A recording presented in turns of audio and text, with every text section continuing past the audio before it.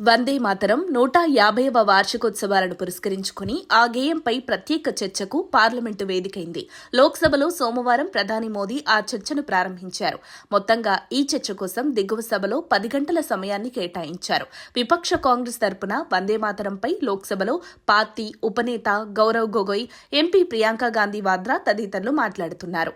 ఈ సందర్భంగా ప్రధాని మోదీ చర్చను ప్రారంభిస్తూ వందే మాతరం 150వ చారిత్రక ఘట్టానికి మనం సాక్షులుగా నిలిచాం.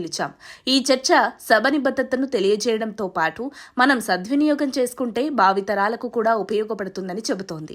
దేశం సర్దార్ పటేల్, బిర్సా ముండా 150వ జయంతి ఉత్సవాలను జరుపుకుంటోంది. వందే మాతరం రాసిన వేళ భారత్ బానిసత్వంలో ఉంది. దానికి 100 ఏళ్లు పూర్తయి వేళ భారత రాజ్యాంగం గొంతు నొక్కేశారు. ఏ వందే మాతరం భారత్కు స్వేచ్ఛా వాయువులు ఇచ్చేందుకు ఉపయోగపడిందో దాని 100 ఏళ్ల సమయంలో చీకటి కాలం నడిచింది.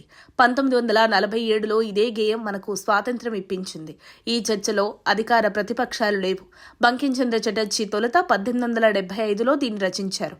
తర్వాత తన ఆనంద్ మఠ్ నవలలో దీన్ని భాగం చేశారు. వందే మాతరం కేవలం రాజకీయ స్వేచ్ఛ మాత్రం కాదు. వేదకాలం నుంచి ఈ భూమి నా తల్లి, నేను భూమి పుత్రుడను అని చెబుతుంది. కొన్నాళ్ల క్రితం వందే మాతరం 150 ఏళ్ల ఉత్సవాలు ప్రారంభించిన సమయంలో నేను మాట్లాడుతూ 1000 ఏళ్ల సంస్కృతి, స్వాతంత్ర్యాలను ఇది ప్రతిబింబించిందన్నారు. బ్రిటిష్ వారు భారతీయుల్లో ఆత్మన్యూన్యత నింపేశారు. ఆ సమయంలో బంకించంద్ర చటర్జీ భారతీయుల శక్తిని తెలియజేసేలా ఈ గీతాన్ని రచించారు. పరాయి పాలనలో ఉన్న భారతీయుల్లో ఇది ఎన్నో ఆశలు నింపింది. తమ పోరాటం కేవలం భూమి, అధికారం కాదని, బానిసత్వ సంఖ్యలను తెంచుకునే సంస్కృతిని పునరుజ్జీవింపజేయడానికి అన్న సందేశాన్ని ఇచ్చింది. ఆంగ్లేయులు విభజించి పాలించే మార్గాన్ని ఎంచుకున్నారు.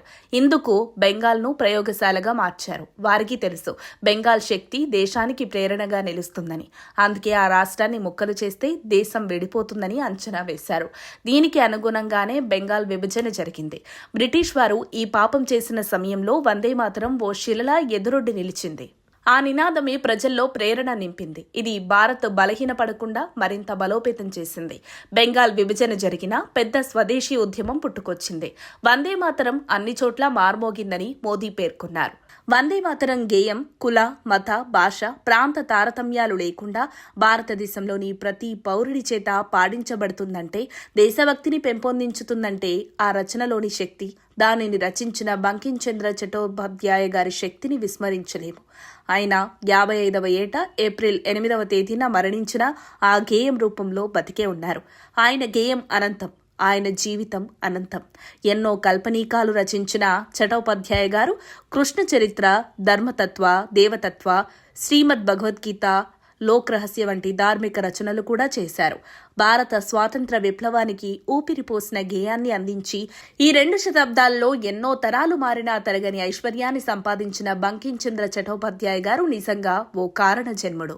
ఈ విశ్వం కొన్ని చారిత్రక మార్పులు సంభవించడానికి కొందరు వ్యక్తులను ఎన్నుకుంటుంది.